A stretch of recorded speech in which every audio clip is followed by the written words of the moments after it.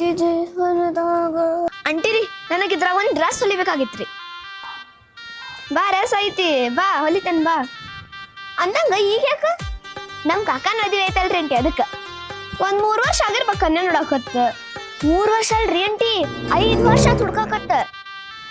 ಚಲೋ ಆದ್ ಬಿಡ್.